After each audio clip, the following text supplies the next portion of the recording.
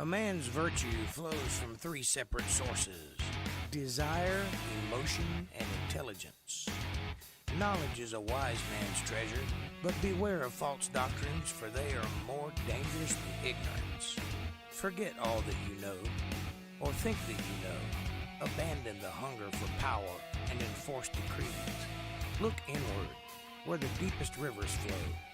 There you will find the currents of eternity. And as always, my friends, welcome to my mania.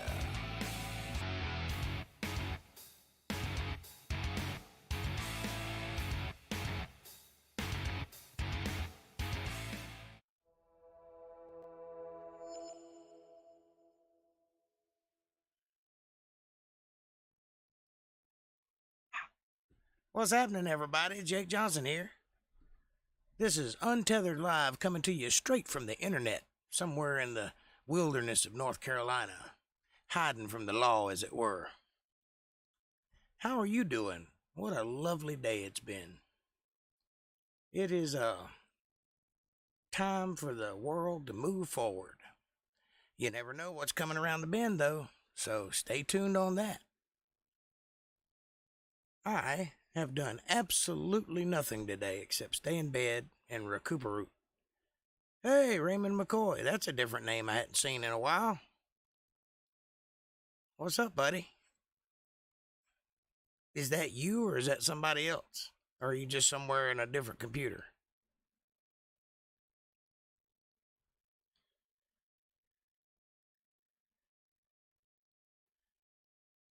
Blink 3 times if you're okay.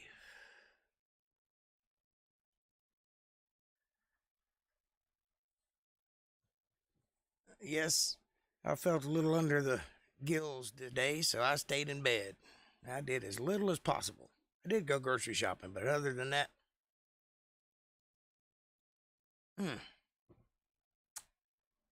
I got my nice hot cup of coffee, nectar of the gods, which you can't see because it's green, and I'm ready to rock and roll.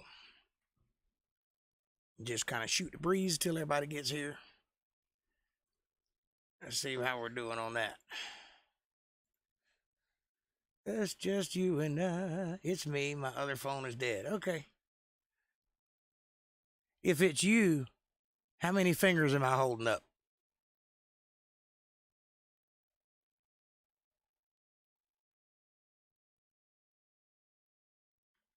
Well, I'm glad you're here. We're going to talk about the old days today. I'm going to reach back into the farthest reaches of time and pull forward the things that most people take for granted these days. Just kind of appreciate where we came from and kind of marvel at where we're going. Because this world ain't going to stop turning anytime soon, I don't think. And as long as it turns, there will be people upon it. And where they go from here, it's like a roll of the dice. A 20-sided die with some numbers scratched out, but like a roll of the dice. Duck!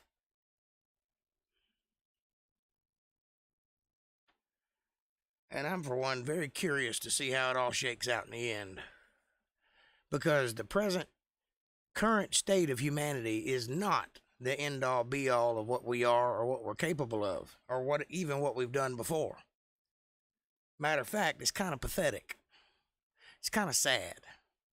We are an entire generation of men raised by women, to quote a good movie, with no discernible prospect for the future. And I heard a comedian say the most apropos thing I've ever heard stated before, that if you took 5 men from this generation and put them on a deserted island, you would have 5 men from this generation die on that deserted island. Because nobody knows anything. One guy'd be like, okay, what do you know how to do? Well, I know graphic design. Well, that's great. So you're useless. What about you?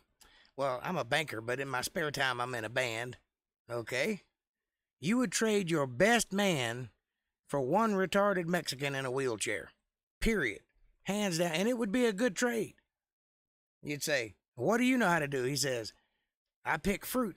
Fuck yeah, you pick fruit. All right, we're getting somewhere. We might survive this thing after all. That's a little portion of Dave Smith's comedy routine. You ought to check him out. Dave Smith on YouTube. He's a pretty funny dude. He has a very unique way of looking at things, and I really like his take on the world. He is a libertarian, which is not the same thing as a liberal, which is basically a Republican that just doesn't give a shit. That's kind of what a libertarian is. Or a Republican that refuses to hold a party line. And I kind of like the way the guy thinks. I personally believe that there are 4 parties in this country, not 2. I think there's liberal and Republican, and I think there's left and right. And those 4 things are not the same thing. A right-wing person is not the same thing as a Republican person. There's more to it. And an extreme left-wing person is not the same thing as a liberal. Liberals I can handle. Left-wing, I can't handle. They're too far gone. They're insane. I can talk to a liberal. I can argue with a liberal. I can argue with a liberal with a gun. We can come to an arrangement or an agreement or a disagreement. There is no talking to a leftist. They are brainwashed, brain dead, brain injured idiots who basically just want to see the world burn. They are the Joker. And no, that ain't getting anybody anywhere. And the extreme right-wing people ain't that much different. I am right of a Republican. I have some liberal values, but mostly I lean right on just about everything. There are some things I lean left on, but only because it makes sense, not because I belong to some party, which I do not. I don't put signs up in my yard. I don't go to rallies or protests or anything of the sort. And I believe in don't tread on me and I won't tread on you back. That's my philosophy. Don't come to my yard starting any shit and I won't come to your yard starting any shit. As my mama would say, don't start nothing, there won't be nothing.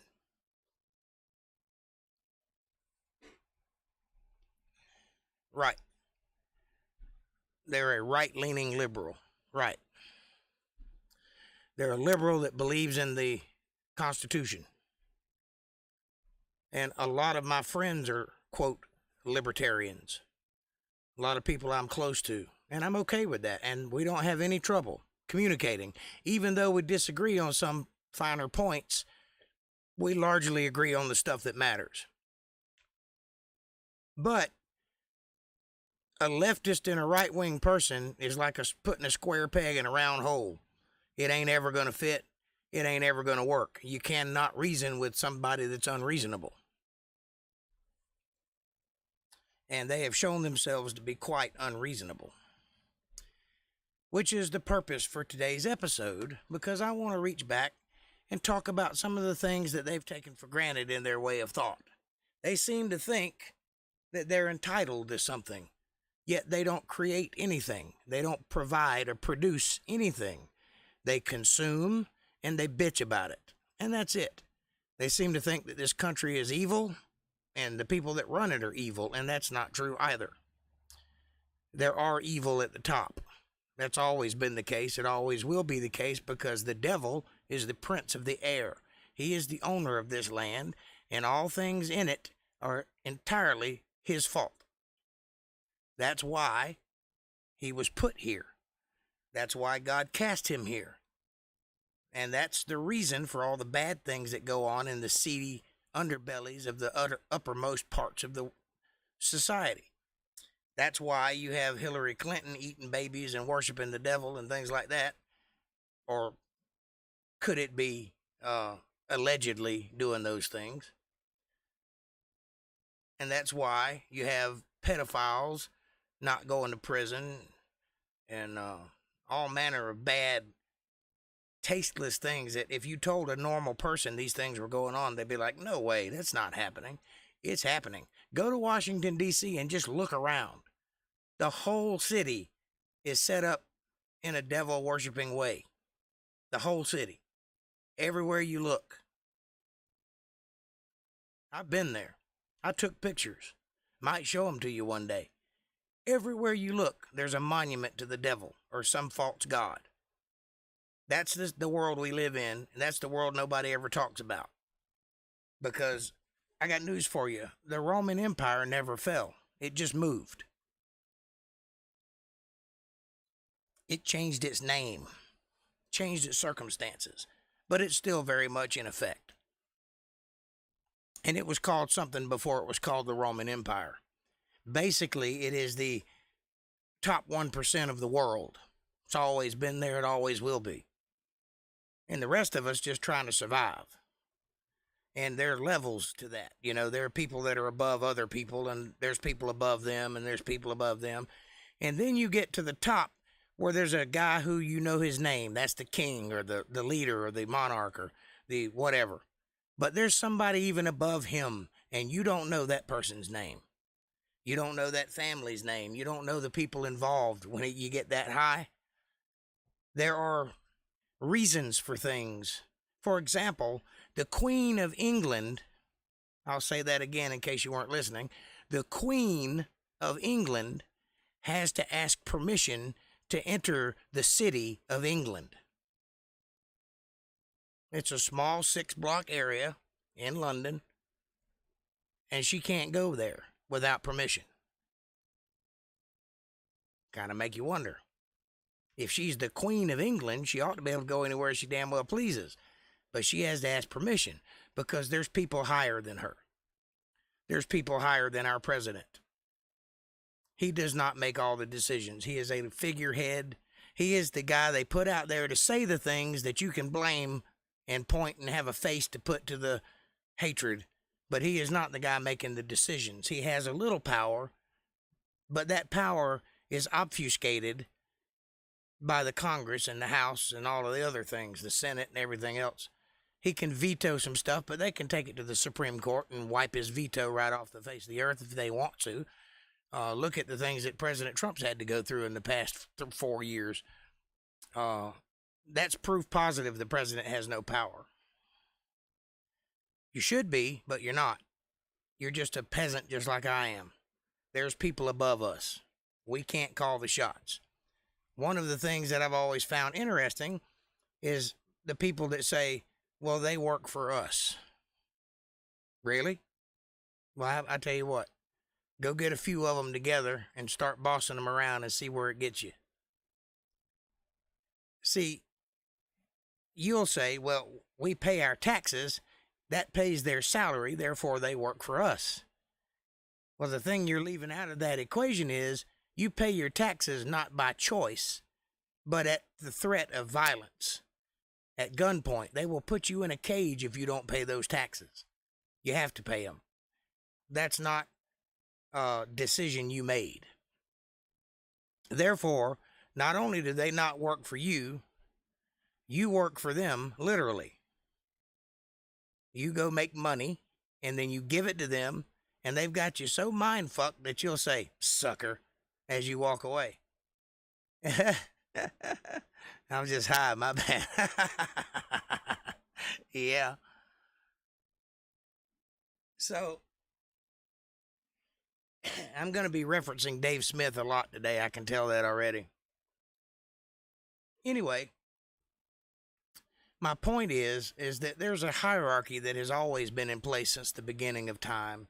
And we, the people, the normal people that live in the world, are blissfully unaware of it. We never hear about it. We never know all the details. We don't know the rules that we're playing by. Every now and then somebody will come out and tell us something, and we'll assume that we've been enlightened. But there's a lot more going on beyond what we've been told.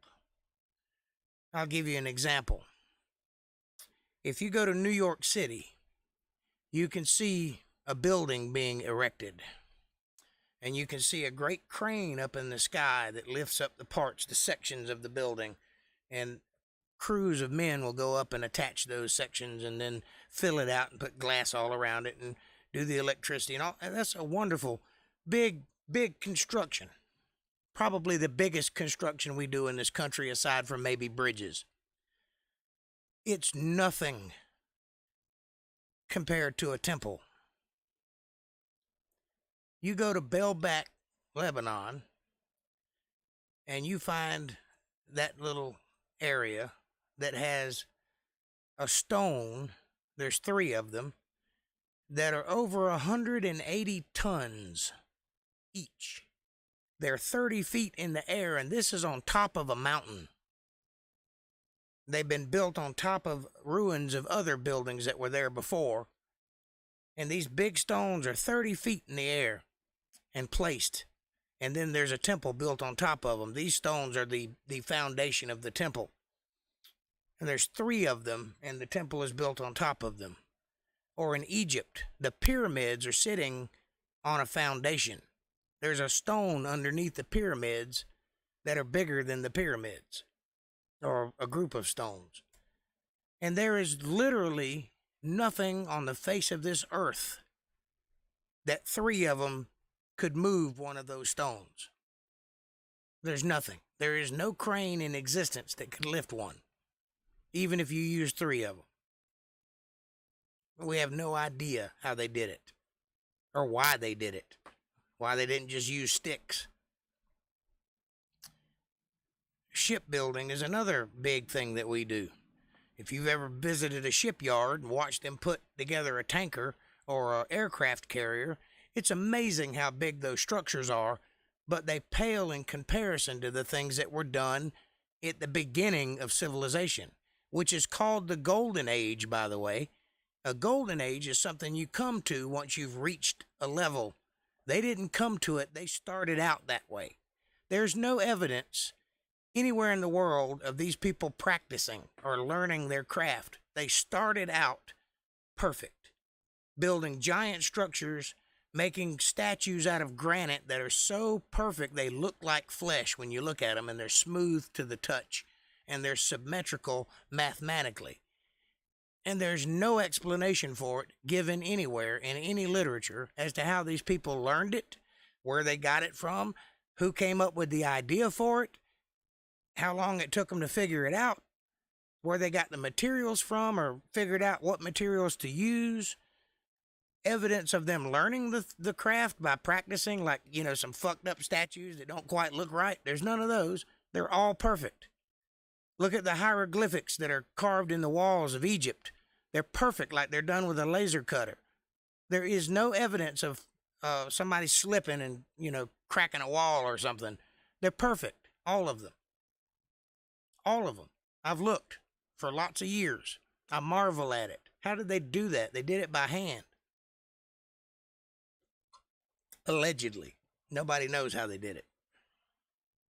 Then you find things like the Baghdad battery, and you marvel, how in the hell did they ever figure out that grape juice or lemon juice could produce a current if passed through a place that had copper and zinc in it, creating a positive and a negative? How did they know or understand how electrons move from one material to another, and which materials would promote a large amount of electrons to move, like lead and zinc or iron and zinc? How did they figure that out? How did they figure out that acidic juices would work, but water won't? And what the hell did they use it for? They didn't have electricity back then. They didn't have lights or radios or anything that ran out of electricity. Well, the conventional thinking is they used it for electroplating jewelry, which is possible, I suppose. I'm more than a little confused with the transition from early Paleolithic to the late Paleolithic. Well, I imagine so. There's a lot of things that is wrong. One reason that you're confused is because you've been sold a pack of lies. For example, Dinosaurs are not 60 billion years old. They have always lived with man. They were called something different in the old days. We've seen them before. We've got evidence that we've seen them before. And some brave archaeologists who have risked their careers to do so have come up with dinosaur bones that still have red blood cells in them. Red blood cells don't last much more than 1,000 years. And by the way, if they are fossils, they shouldn't have any kind of cells in them because they've been replaced by minerals. They're not actually bones, according to science. You go to a museum and ask to see the real bones, not the ones that are on display that are paper mache and you can tell because you knock on it and it's made out of cardboard. And they will tell you you can't see them because, are you ready for this? They're radioactive. You can't look at them because they're radioactive, yet they can keep them in a drawer downstairs. But you can't look at them because they're radioactive. There's no such thing as ancient dinosaurs. Some of them might even still exist in certain parts of the world. Littler ones, of course. Some of them existed as close to us as the 1800s. There's stories written in newspapers about giant thunderbirds with leather wings flying across Arizona and being shot at by cowboys. That's a pterodactyl. That's the only big bird with leathery wings that it has ever existed. Either that or a giant bat, one or the other. And I don't believe in giant bats, so.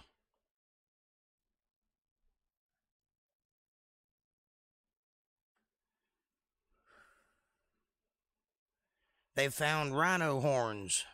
Not rhinos, triceratops horns that still have DNA inside of it, you know, like tissue that you can put in a solution and it'll become stretchy again and spongy where they can stretch it out and look at it. That's not a fossil. It's not fossilized, which means that animal had to have lived in the last 1,000 years. Now you ask yourself, well, didn't the dinosaurs get wiped out by a giant asteroid? I mean, that's the conventional science, right? If the asteroid killed all the dinosaurs, why didn't it kill all the rabbits, dogs, and chickens? Just the dinosaurs? Really? You believe that? That's a one-dimensional argument. It's put up and said loudly to make you shut up and not ask questions.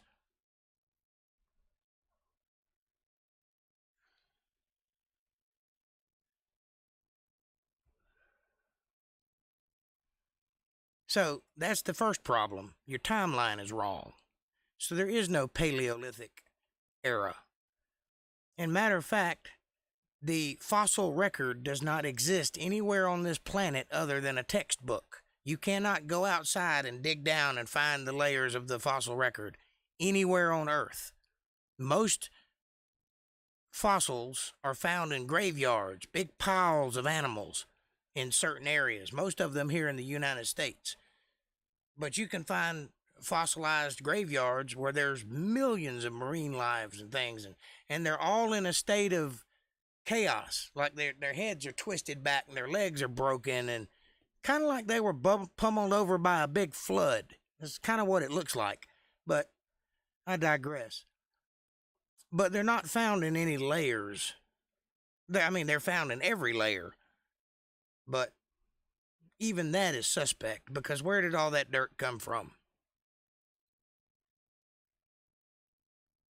And how come you can find a polystrate fossil, which is a fossil that stands up between the layers like a tree, that you know didn't stand there for millions and millions of years while the layers formed around it without rotting?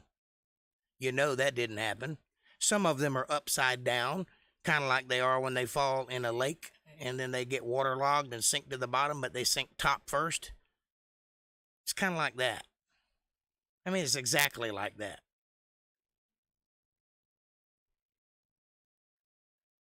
And you have all of these different things that just scream out Something's wrong. And what's wrong is the way in which we are dating things. If you're going to trust carbon dating, for example, carbon-14, you must first assume that the amount of carbon-14 has always been the same because the atmosphere has never changed. Well, we know that's not true even by our current science, because they say that there used to be a time when there was no oxygen, which would change the level of carbon-14, obviously. And there were great periods of gases and things like that, according to science, which would change the amount of carbon-14 in the atmosphere. And when something dies, it stops absorbing carbon-14 ere you can date it. Well, first you have to assume that all things consume carbon-14 at the same rate. You have to assume that all carbon-14 in the whole of the world has always been the same amount, always. And you have to assume that your system of thinking is correct. That's a lot of assuming to come up with a number that you'll only accept if it reaches a certain period of time that you're already familiar with. If you get a wild number, they throw it out. Doesn't sound very solid to me. I'm just saying, that's my opinion.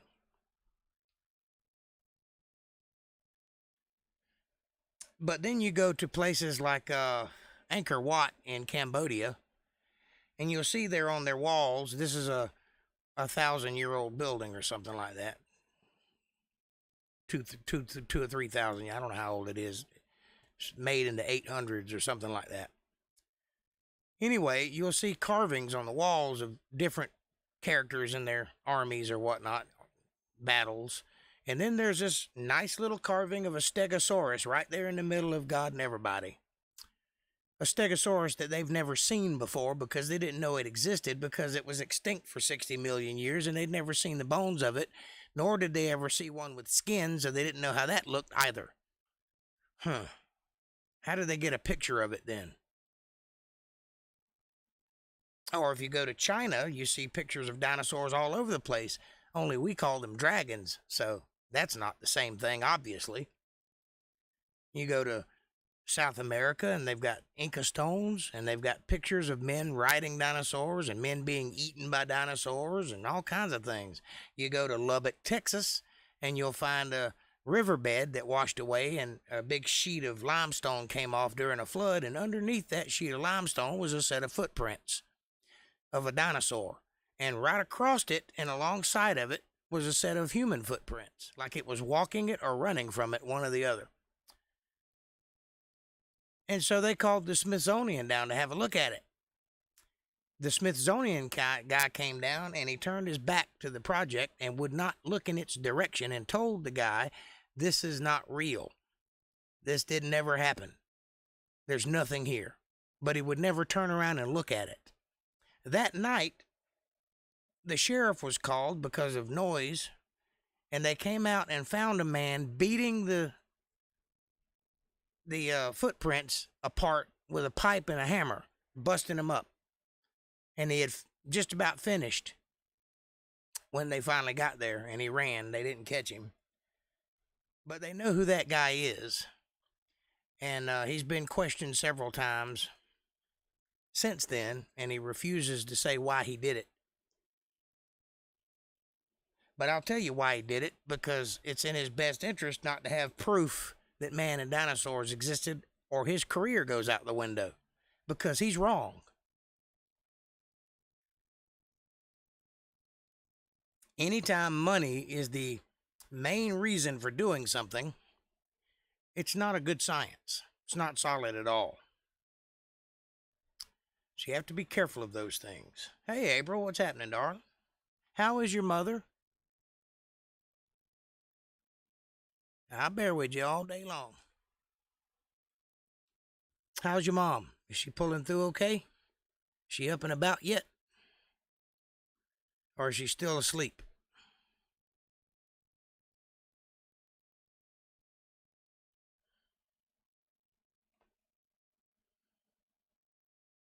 She's in a lot of pain. I bet she is. Any kind of what she's been through is quite excruciating.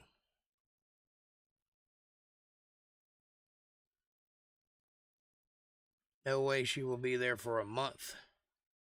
She'll be in the hospital for a month? Hey, Kev, what's happening, buddy?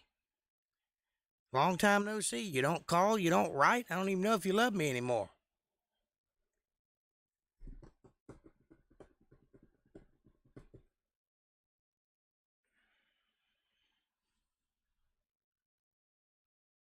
I bet she is. Is there anything anybody here can do? I know that's a mute question, but I feel so helpless. I want to do something. I've been praying.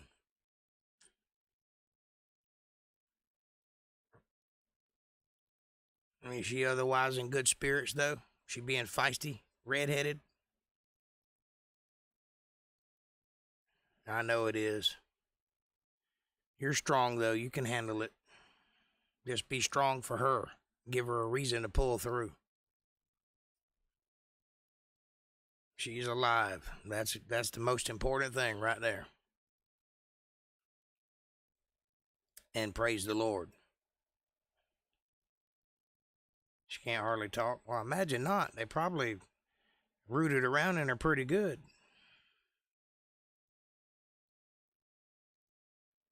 I hear you, brother.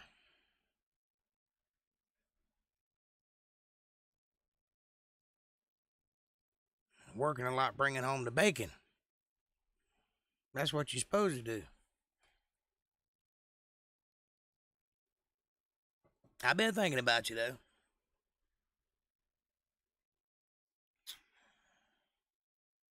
Yeah, she had a long breathing tube in her. Probably had a couple in her chest, too.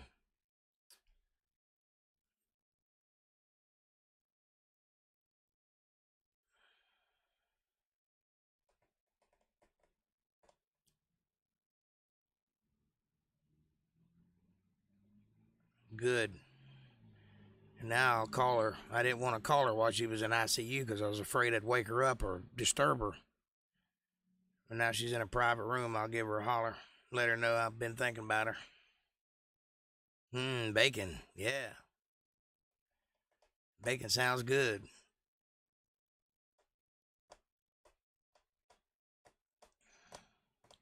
We were just shooting the breeze about dinosaurs and ancient peoples. I'm going to work my way on up to the 30s and 40s and into the 60s and 70s and 90s and the 80s.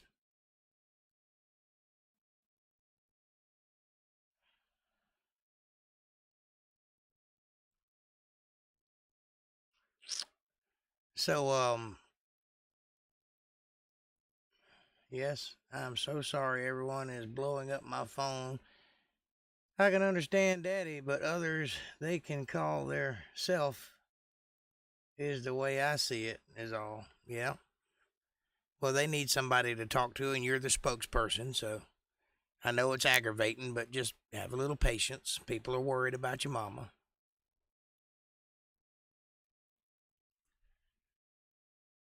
Yeah. Just take a deep breath and drink you a cup of coffee and put your phone on vibrate or something. Take you a nap. Get some strength in you. Hit it again. I went through all that when my mom was in the hospital, too. So I can understand.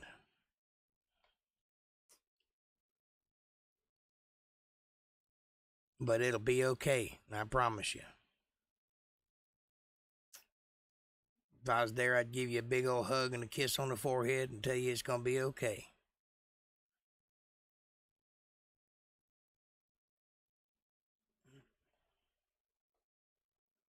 Like it or not, you're the matriarch now, so you got to be strong.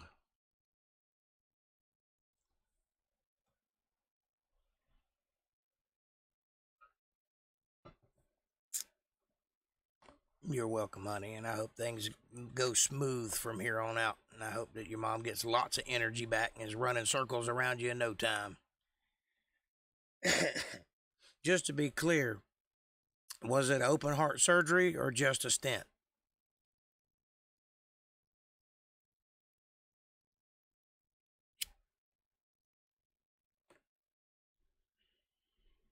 She is a fighter. Toughest woman I know. It was open heart. I figured it was. How many bypasses did she have? Was it all 4 or just one?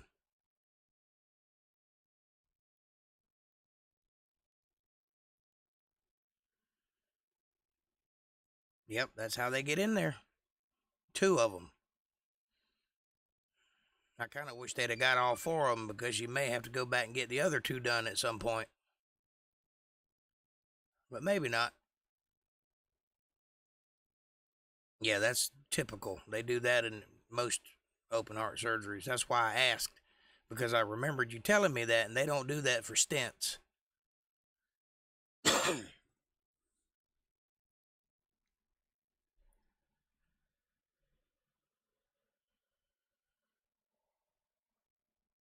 I know it. But when my dad went through it, he had a quadruple bypass, all 4 of them. And he was in for about, if I remember correctly, it was about a week and a half. And then he got strong enough to come home. And I guess it was a month or so before he was back to his normal self, because you got to go through that healing process.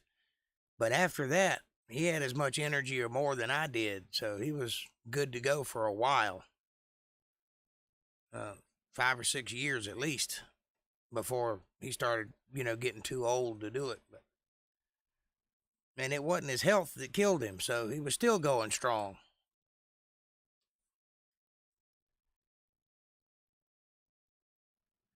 So I think maybe this might be a good thing for her. Sure you are. Strong and emotionally. Well, you don't have to be strong emotionally. You just have to be strong spiritually. The emotions you can hide.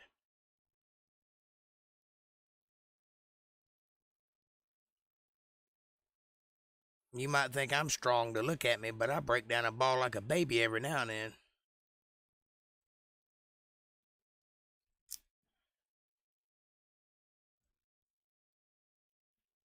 Snot flying and everything. So you can handle it, I promise. And if it gets too much on you, tell me and I'll come a-running. And I'll take over for you. But I don't think it will. I think you can handle it.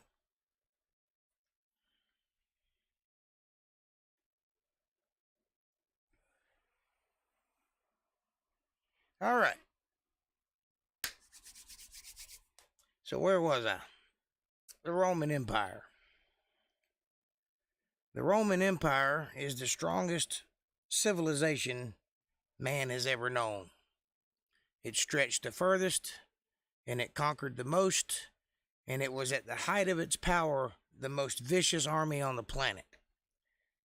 And a group of about 500 Vikings destroyed them because they weren't prepared for zealots. They didn't know how to handle it. It wasn't because they weren't mighty. It was because they didn't expect it. And it took them by surprise. And there was a lot of politicking involved. And they just basically did anything they wanted to do. And the Roman Empire scattered. Now, as I said before, the Roman Empire never actually fell. It just repurposed itself, repackaged, rebranded, and moved on to other places.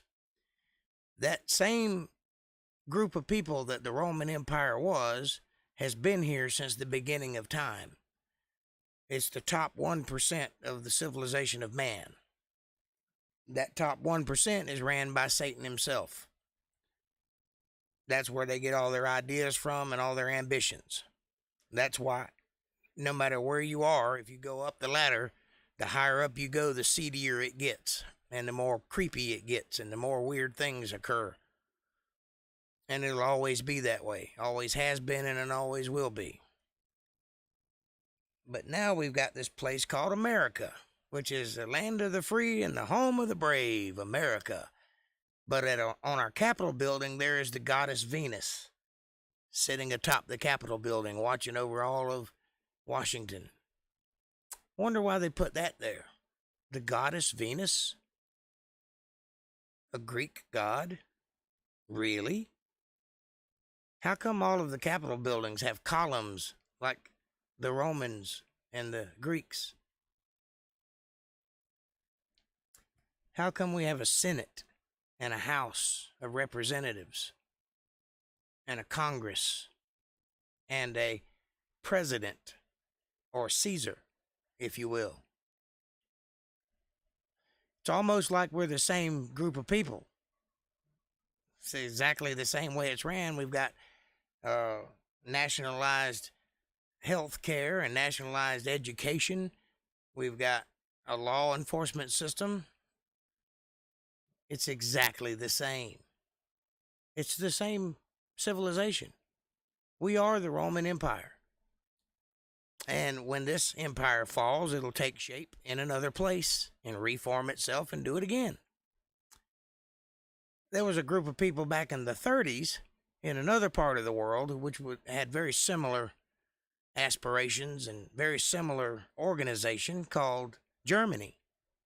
And they had a leader who went a little crazy. But before he went crazy, he was on Time magazine 3 times as Man of the Year.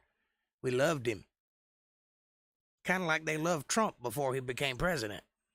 And then they hated him. Vilified him, made an enemy of him. Demonized him, if you will. Now, he had some bad ideas, but he didn't have any ideas that all other world leaders don't have. He might have went a little further than they do. But it's the same group of people. Now, in the 30s, there was technology expounding out of mankind like you would not believe. We're talking space planes, levitation, microwave ovens, rail guns, laser technology, dirigible technology. I mean, the height of military prowess was in 1930s Germany, the likes of which we haven't seen up until today. We got some pretty cool stuff now, but not for a long time has it been that way.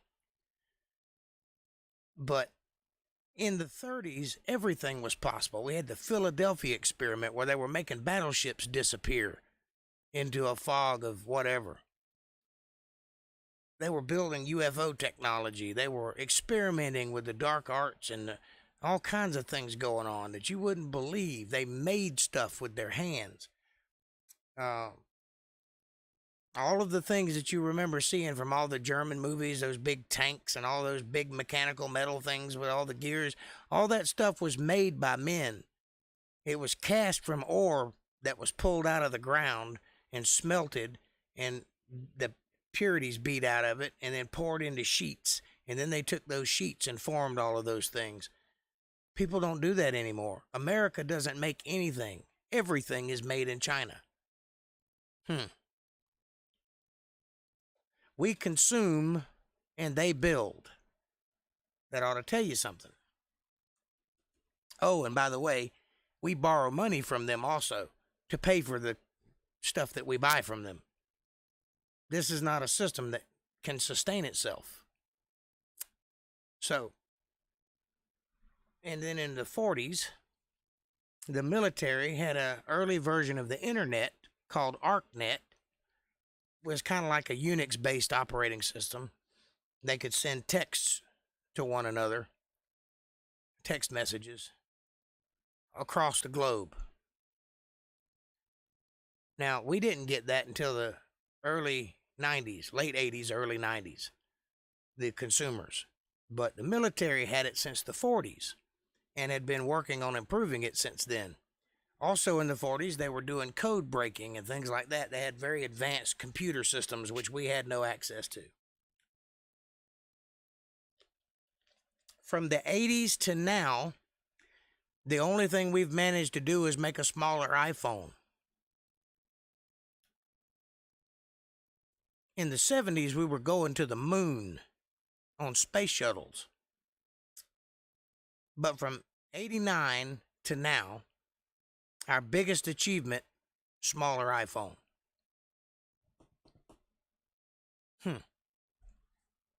Wonder why. Wonder why that is. Wonder why we've stopped innovating. Remember in the early 70s, if you spoke about the year 2000, everyone would have said we'd be flying in cars, having flying cars by then, or in jetpacks. things like that, none of that's feasible, but we didn't know that back then. The idea was it was a hopeful time, that we saw endless possibilities in our future. We don't see that anymore. If I told you to think about 2030, you would say that things will probably be the way they are right now, only a lot poorer. Nothing special's going to happen. We've been planning to go back to the moon since '79. And every year, they push the deadline 4 years further so that the next president can promise to go to the moon and never get there. I've been watching it all my life because I used to be fascinated by it. I wanted to go to space till I realized that nobody goes to space. And it's painful to try to swallow that. We cannot go any further than low Earth orbit. That's 200 miles above the surface of the Earth. That's it. Nobody goes any further. And that's if you believe that we went to the moon in the first place. And there's some questionable things about that too. So, the biggest one being the thing they didn't know about then, which we know about now, called the Van Allen radiation belts, which you can't go through without dying. And they apparently went through in a tinfoil spaceship held together by curtain rods. And if you think I'm exaggerating, look up the lunar lander and get a good zoom on it and get a good close look at how it's put together. And know that you can take your finger and stick it through the wall of it. And that 2 astronauts stood inside of that thing on a ground that was basically just a piece of metal across a tinfoil floor, and rode it to the moon and landed and took off from the moon in it. Kind of makes you wonder. Oh, by the way, they made a phone call from the moon and spoke to Richard Nixon in the White House. Only they didn't carry any technology to make that phone call with them, because you can find a roster of everything they took on that flight, everything that was involved, every nut and bolt. There is no long-range antenna. There is no way of producing the watts that it would be necessary to broadcast a signal to the Earth from the moon. There was no delay on the phone call. It was national. It was televised nationally, so it was in real time. There isn't a delay of about 4 seconds between here and the moon, and it would have been more than that back then because of the technology. Also back then, they didn't have a way of transferring digital media into a landline. That technology hadn't been invented yet they did it without an antenna or an amplifier. I don't know how they did it. I'm not sure that they did it. I think it was media hype. I think they did it for publicity. I'm not suggesting we didn't actually go to the moon.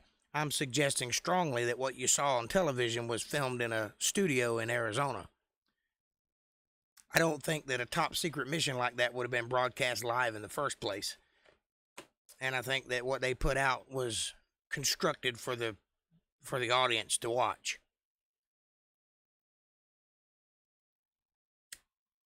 Which would explain all of the inconsistencies and weirdness about it. Now, when I was a kid in the 70s, I was born in the 70s, and I grew up in the early 80s. But I remember a time when there was no such thing as a VCR, or a cassette, or a DVD, or a camcorder, or a cell phone. Cars came stocked with 8 tracks in them, and some of them had record players in them, which sat underneath the dash on a gimbal that was supposed to keep it from skipping, but didn't work very well. I've only seen one of them in my whole life, but I know they existed. But they quickly went from that to 8 tracks. So instead of having a cassette in every car, they had 8 tracks in every car. and AM radios. There wasn't even a such thing as FM when I was born. We had 3 stations on TV: PBS, Channel 13, and Channel 7. And that was it. I guess that would be CBS and ABC, or whatever. NBC, maybe. The most fun thing I remember doing as a child is digging a hole big enough to fit in, covering it with a piece of wood. Because we didn't have video games and other forms of technology until later. There was no such thing. The first time I ever saw a stove, I tried to build a fire in it, because we had a wood stove, and that's what I thought you did. I thought it was just a new type of wood stove. That was funny. I think I was about 5. But I just started gathering wood up and put it in the oven, was about to set it on fire when my mama caught me. Don't do that. Phones did not have buttons when I was a child. They had rotaries.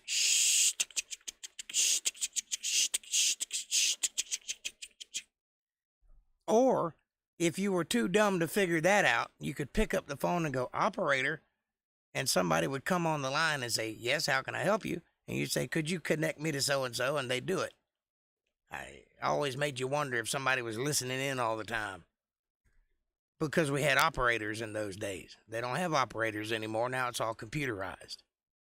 But there was a whole industry of women that would sit at a big panel and just plug wires in and connect phone lines, and had a headset where they would talk to the people on the other end. We don't have that anymore. It's a small price to pay, but for a long time, that was quite an industry.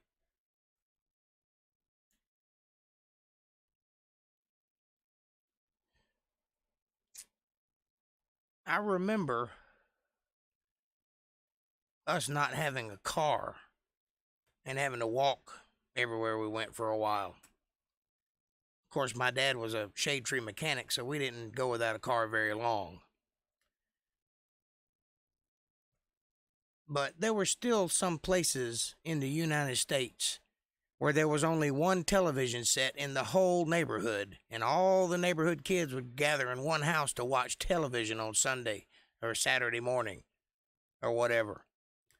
There were still some places like that when I was a kid. Not everywhere, but some places.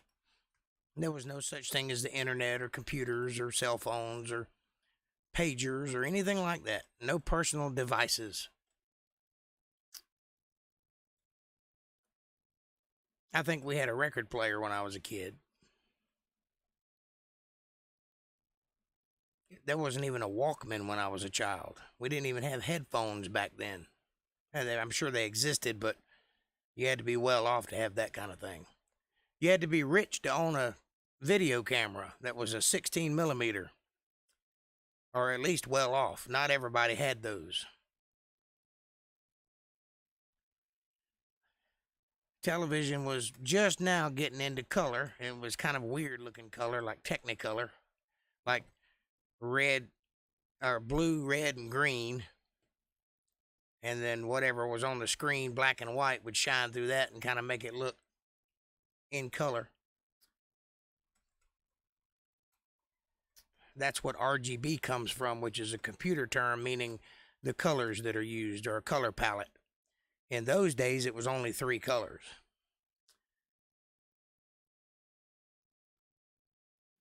And television screens weren't measured in pixels.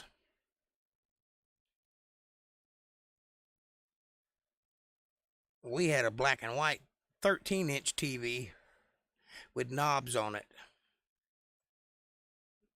that you could flip. It had VHF and UHF. And it had rabbit ears attached to the back. They don't make that anymore either.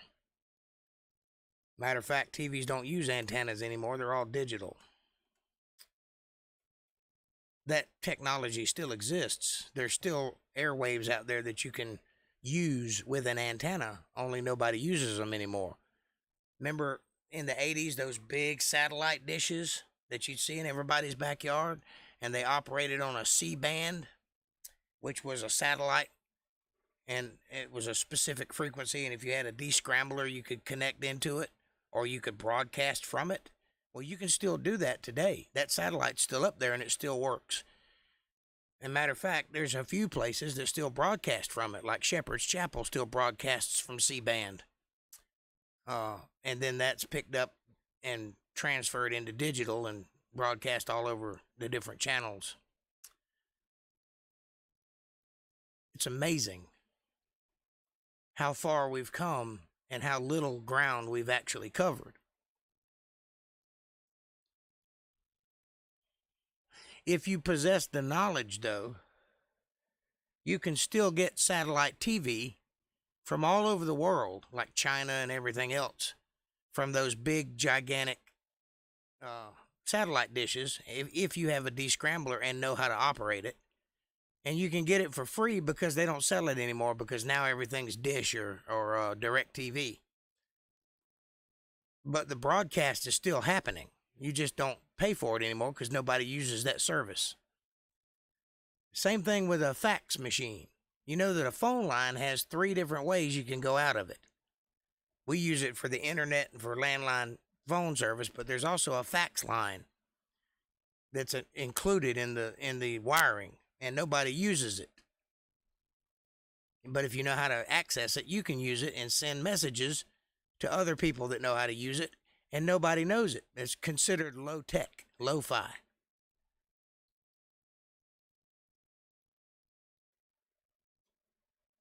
It's fascinating to me how many technologies exist that nobody knows anything about because we quit using it or just simply forgot about it. Do you remember BBS boards back in the early 80s? You can still do that too. Only nobody does. I'm sure there's like a group of nerds out there that still do it, but it's not a mainstream thing anymore. But at one time, you could call into other people's computers and download a message board that was hosted on their computer, basically being an internet of 2 people. And you could log into their computer and access their information, kind of like a website, only it was hosted on their computer instead of on the internet. I used to be big into that when computers first started coming around and being accessible, when I first started learning how to build computers and stuff. Back before Windows 95 came out.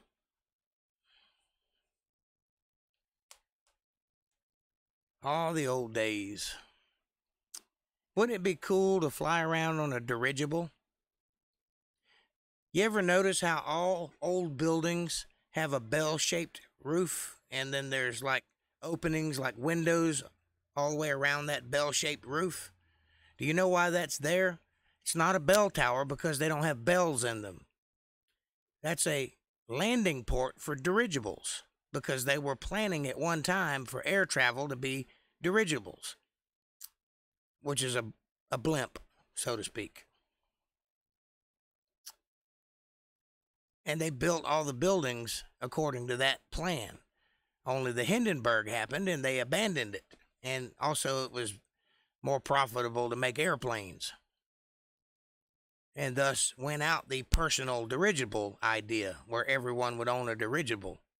And in came the commercial airline business, which at the time could only carry about 50 pounds extra, besides the people in it that flew it, which was not very usable.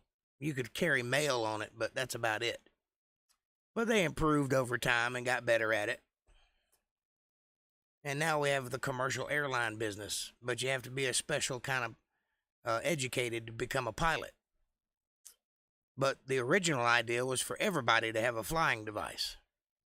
And we would dock to the tops of buildings and go in through that little port at the top, that bell-shaped entranceway. Isn't that interesting? I bet most people don't know that. They've recently just now started taking those down and changing the rooftops of buildings, but the older buildings still have them, especially in big cities.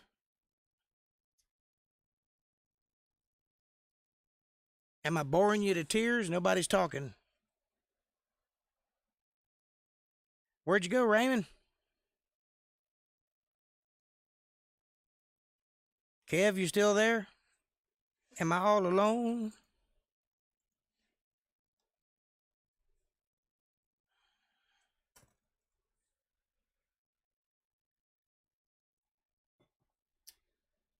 I put this talk together just for you, Raymond. I'm here enjoying. Well, good. I need to send you some money and have you go to the casino for me. It may come to that. Are you game?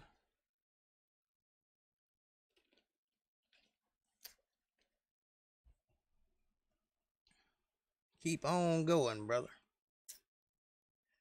I hadn't seen Raymond in a minute. I think he might have bailed. The whole reason I'm talking about the past is because that's what he wanted me to talk about Wednesday.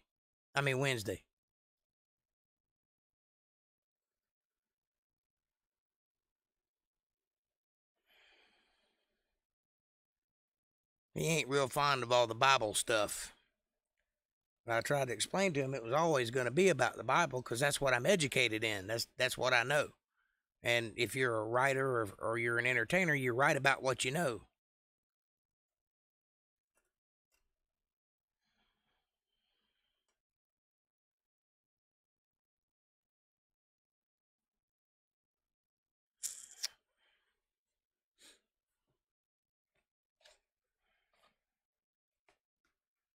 So, little update on what's going on with me.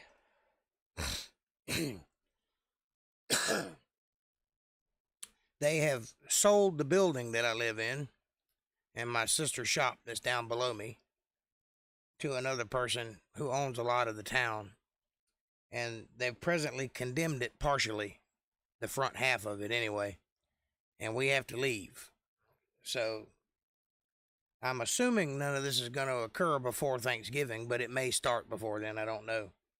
Basically, I'm squatting right now. I should be out already. They've already expressed a desire for me to be out of here. And what they're going to do is gut the whole building and refurbish everything, and bring it back up to speed, and probably increase Missy's rent and bring her back in here. But they've got a temporary place to put her for right now, I think. And I have to move back to my house, which I haven't been to in over a year. So I've got to get an inspection done because the power's been off for longer than a year. And then get the power cut back on after the inspection goes through. I've got to steam clean everything because there's mildew all over everything. And clean the place up and get it livable again. And then I'll move back in there. Then I got to get the internet cut on so I can resume business at my house rather than having to come back here to do the podcast every other day, which I'm going to try to continue to do while I'm doing all of this because I don't want to mess up my schedule. But if I happen to disappear one day and not be here, you know why. It's not because I'm not coming back. It's just because I couldn't get back here in time enough to get it going. Or something came up with construction that wouldn't allow me to do it.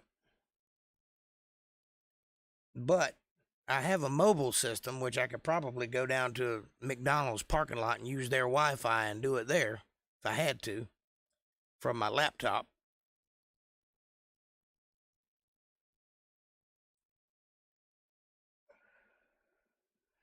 I have two vehicles and they're both broken. One of them won't charge and the other one has no brakes. So I've got to fix those things.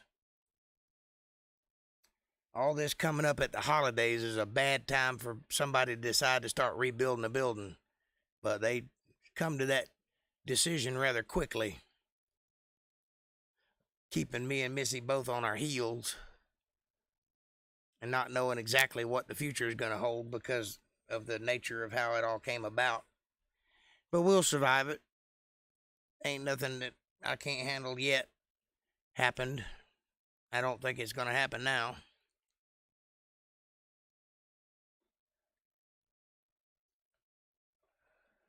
It's time for me to go home anyway. I kind of miss being there.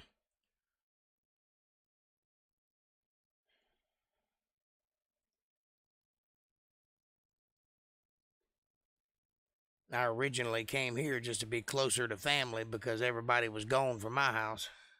I didn't want to be there all by myself forever. But that time has passed, and now it's time to go home and get my shit together.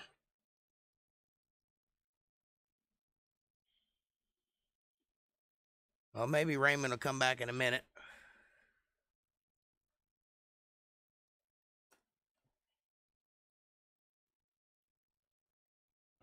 If either one of you talk to Darlene when she's awake, please tell her that I love her and I'm praying for her and rooting for her to pull through. And I'll try to call her this week. I just don't want to disturb her rest. But I know she'd like to hear that I'm thinking about her.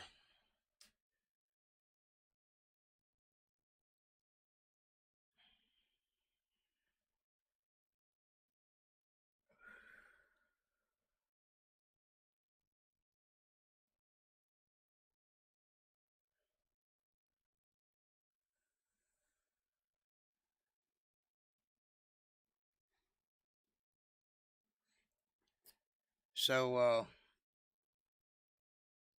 to round out the story portion of this, we are in current times in a society that doesn't really produce anything, that doesn't really have any aspirations for any future things. We have a generation of children that have no American dream to aspire to because they're more in debt than their parents were. And things are 10 times as expensive as they were when their parents bought their homes, the baby boomers.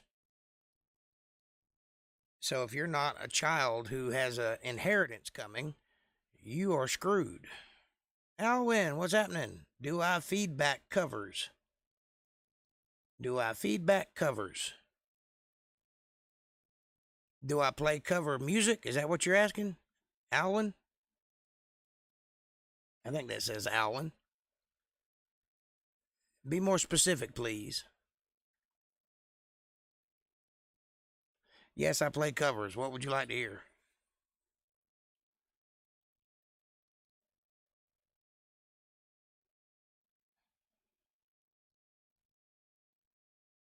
I do many things.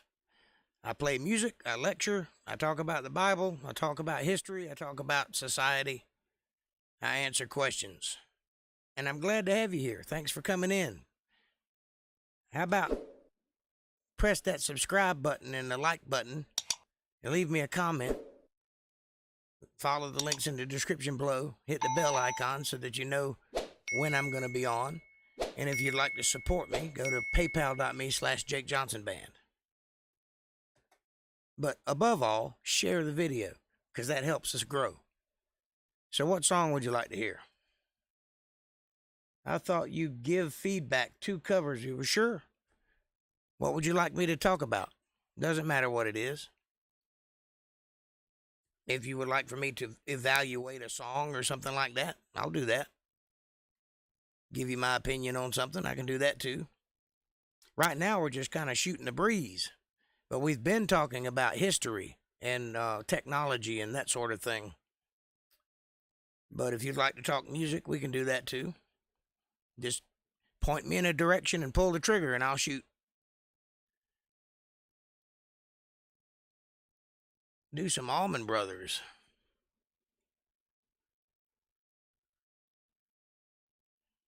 Okay.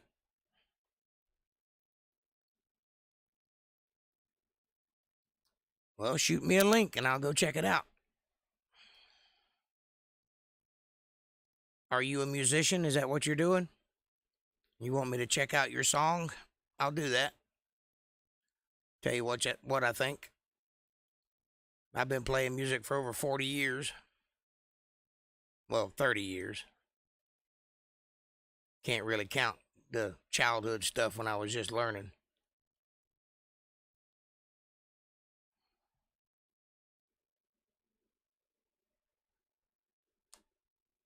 If it's good, I might even play it on here. Starting musician, first time recording. Oh, dude.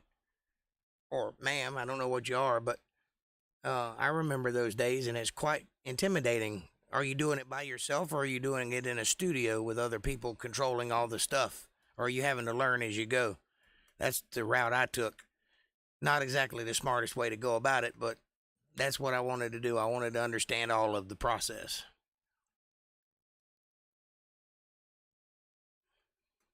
"20 years old from London.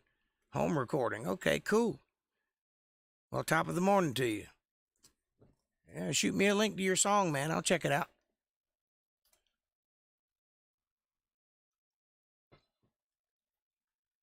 You got a SoundCloud or something like that? YouTube?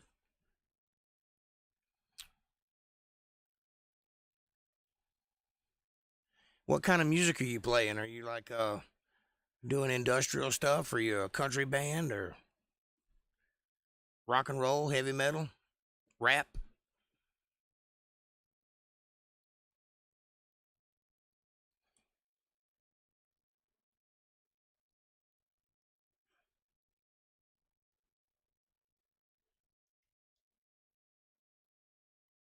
If you're doing good stuff, I'll leave you some positive feedback on your channel or whatever. Pop, that's cool. There's some hope for pop left. I'm more of a old school folk singer, songwriter kind of guy. But I get into everything, and I play in several different bands with different genres and whatever. I haven't got a link yet, no sir. Did you put it in the chat?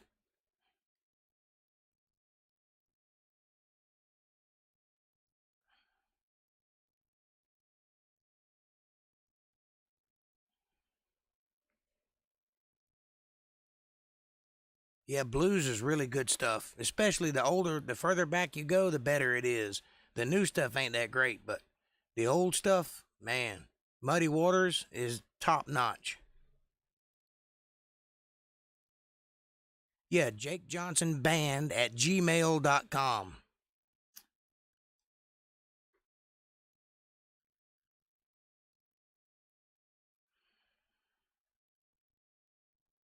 Maybe the chat won't let you put a link in, so just shoot me an email, and I'll check it out. See what we got here. Let me go there right now and check it.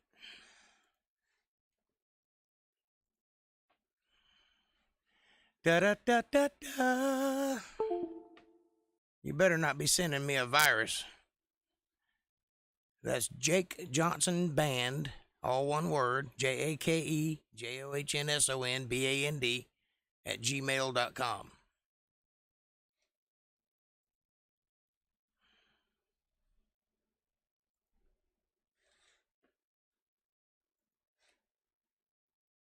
Ah, here we go.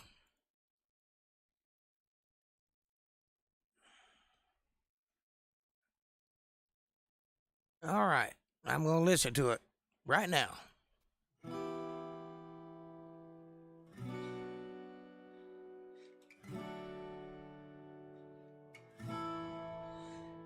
Tastes like strawberries on a summer evening. Is that your song? And it sounds just like a song. I want more berries and the summer feeling. It's so wonderful and warm. Breathe me in, breathe me out. I don't know if I could ever go without. First impression is you've got a real good use of reverb. That acoustic guitar is standing out very well. It's not overpowering the vocals at all. And so far, the writing sounds pretty good. I'm going to listen to the rest of it and see what you get into. I'm assuming this is going to break down into a pattern in a minute. Some other music maybe, or is it all just acoustic? I'm just thinking out loud. I don't know if I could ever go Watermelon sugar high, watermelon sugar high, watermelon sugar high, watermelon sugar high. Strawberries on a summer evening, baby, you're the end of June. I hold your belly and the summer feeling getting washed away. Breathe me in, breathe me out. I don't know if I could ever go without watermelon sugar high, watermelon sugar high, watermelon sugar high, watermelon sugar high, watermelon sugar high, watermelon sugar high, watermelon sugar high, watermelon sugar high. I just wanna taste it, I just wanna taste it, watermelon sugar high. Tastes like strawberries on a summer evening, and it sounds just like a song. I want your belly on a summer feeling. I don't know if I could ever go without watermelon sugar high, watermelon sugar high, watermelon sugar high, watermelon sugar high.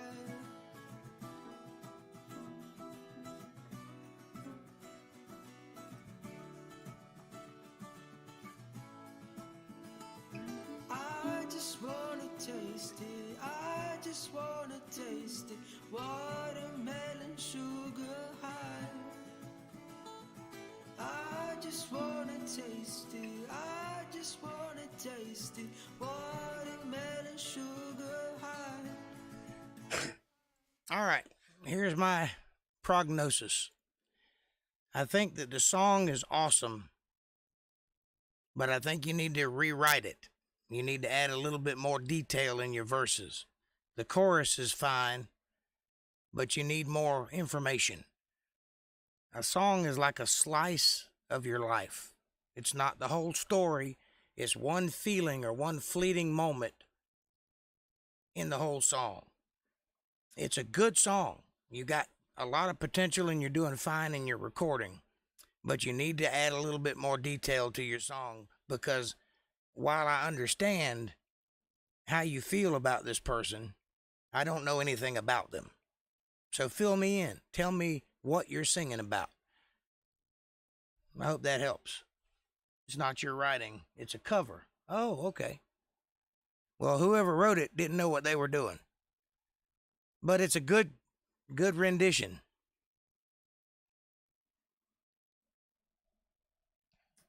Your vocals are great. I could hear every word. Your use of reverb, perfect. I can't see anything wrong with that. I would have liked to have heard some drums and some bass to go along with it in the middle. I liked how you started it, but I would have liked it to broke down into, some more instruments. But other than that, just for what you've done here, it's consistent. It's well planned out. Sounds great. I think that if you keep going, you'll have yourself a good recording. You might want to try doing some originals and hit me back with some of those.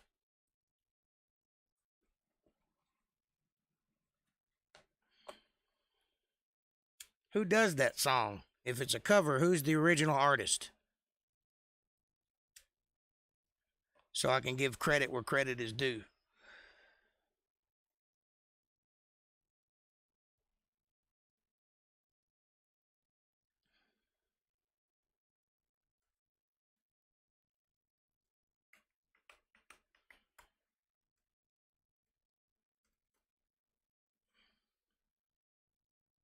Did you bail? Where you at? Here we go. Next time there will be more high notes and more confidence. Or the confidence was fine. I believed you. I felt what you were saying. I thought it was an original, but you say, oh, it's Harry Styles. Okay, that was a song by Harry Styles, and it's called what? Strawberry something?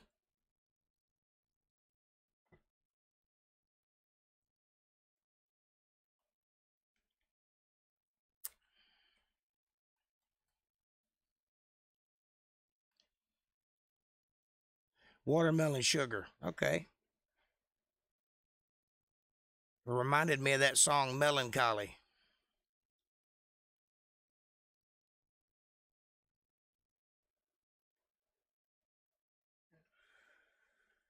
That's right.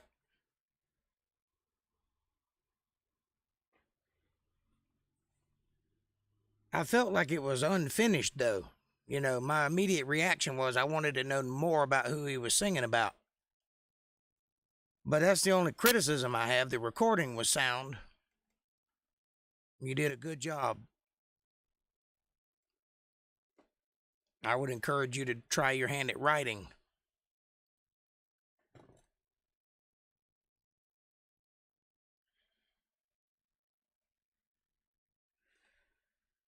And please do share more of your work with us because that's fun. I enjoyed that. Come hang out with us on Sunday or Monday night when we're talking Bible and get into the weeds with us. And if that ain't your thing, Wednesday and Friday is just for hanging out and chilling, talking about whatever. And I play music sometimes.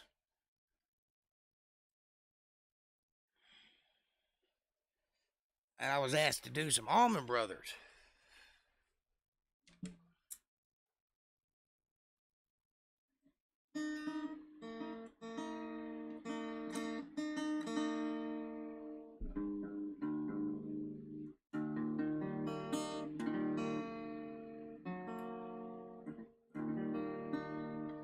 Why not?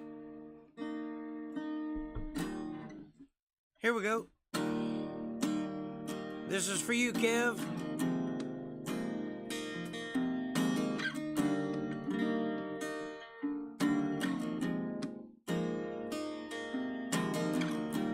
Crossroads seem to come and go. Yeah.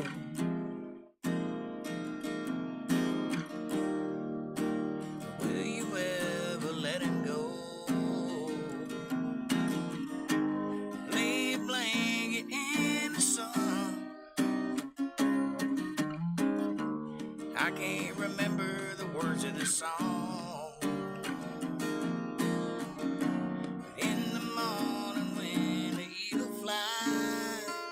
Sweet Melissa,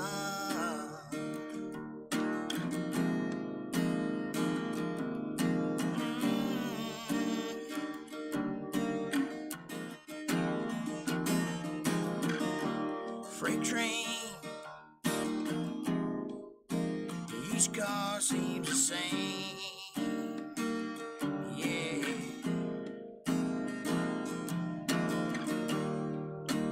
Will you call the gypsy's name? I can't remember the song. La da da da da da da.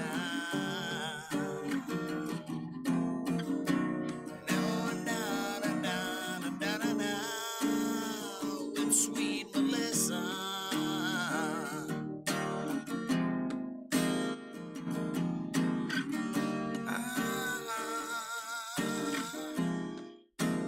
Here we go. In the morning sun, in the evening room, sunlight streaming through his hair, did not have a care. Pick up your bags and gypsy, roll on, roll on.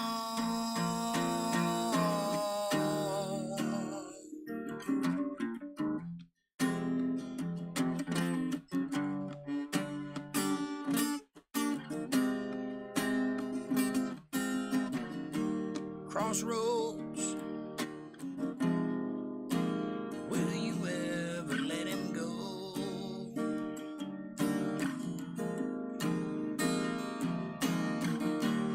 Will you see the dead man's go? Lay his soul beneath the clay, watch his spirit float away. No, the eagle never flies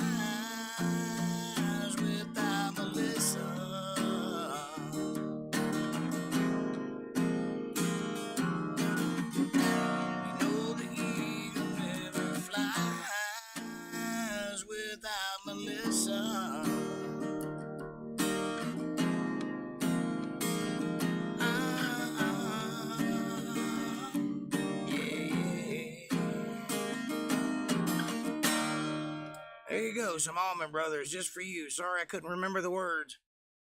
That's what happens when you smoke a lot of crack and you're old. Just kidding. I'm not old. Thank you. Appreciate it.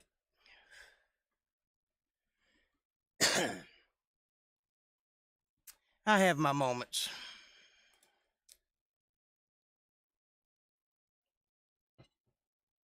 You kind of surprised me with the Allman Brothers. I don't hardly ever get asked to play that.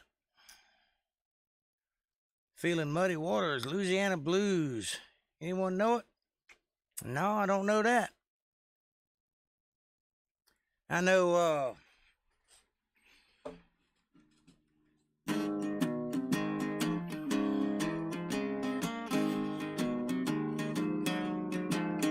come on, baby, don't you wanna go to that lonesome place, sweet home Chicago? 1 and 1 is 2, 2 and 2 is 4. Come on, baby, won't you walk across the floor? Come on, baby, don't you wanna go that lonesome place, sweet home Chicago?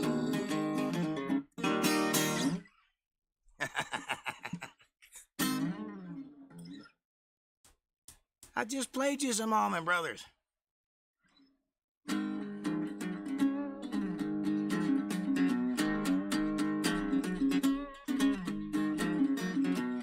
I'm going down to the crossroads, gonna get down on my knees. I'm going down to the crossroads, gonna get down on my knees. To that build your house, baby, take me there if I please. I'm going down to Rosedale, take little Retta by my side. Going down to Rosedale, take little Retta by my side. I can build your house, baby, on the riverside.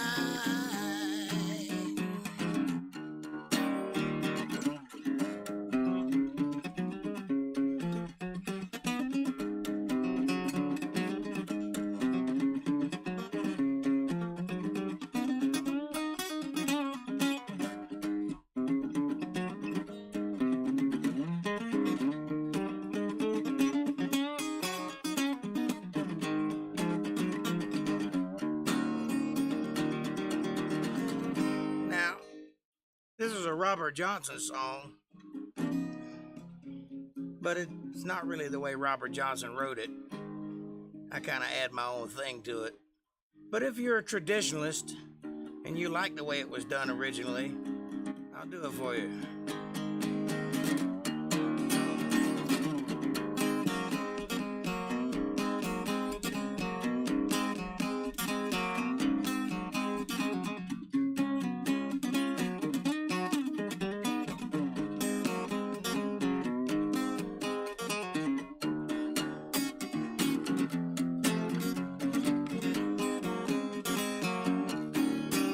Run, kid, you run.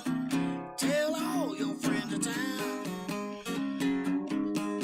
Run, kid, you run. Tell all your friends of town. Jake Johnson standing at the crossroads, and I think I'm going down.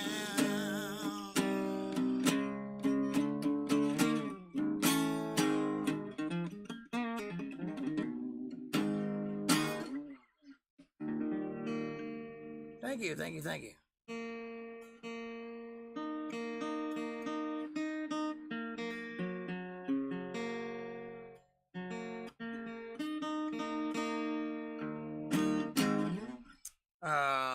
Did you say Beatles?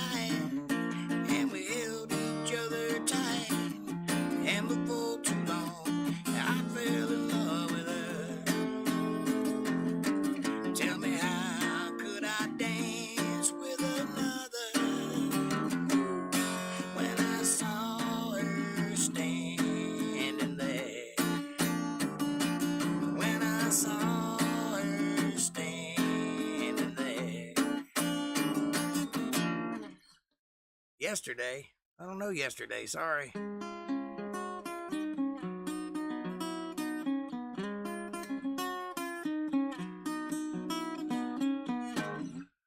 So I'm not much of a Beatles fan. I don't know a lot of their material. Kevin, where are you at? April says.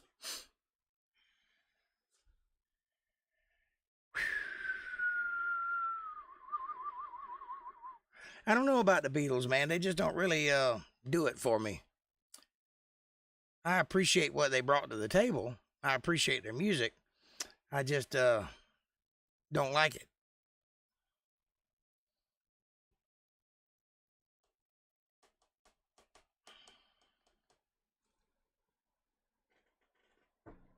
Well, listen. Please do like, subscribe, and share.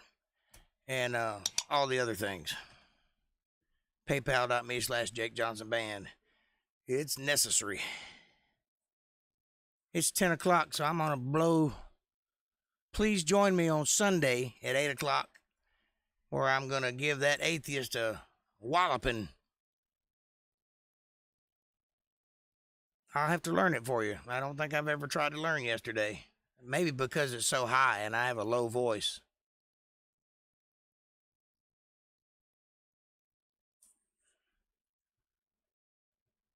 Kevin says he's parked over here, which, if you say you're parked over here, that doesn't mean anything on the internet.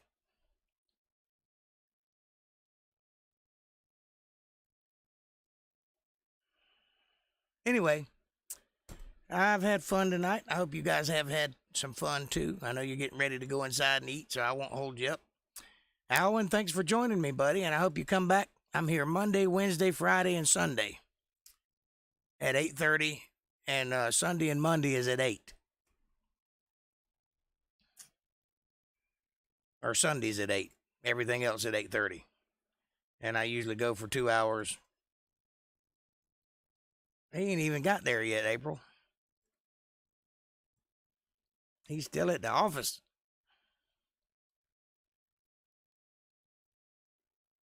Anyway, I love you guys, and I will see you on Sunday at 8 o'clock for another edition of Everything Wrong with Genesis, where I go toe-to-toe with the atheist who thinks he knows everything, and I set him straight on every detail. You don't want to miss that. And like I said, if that's not your thing, Wednesday and Friday will be your thing. I got something for everybody. I love you guys. I'm praying for your mom, April, and I hope everything works out. Please keep me posted if anything changes. Thanks for watching. Peace out.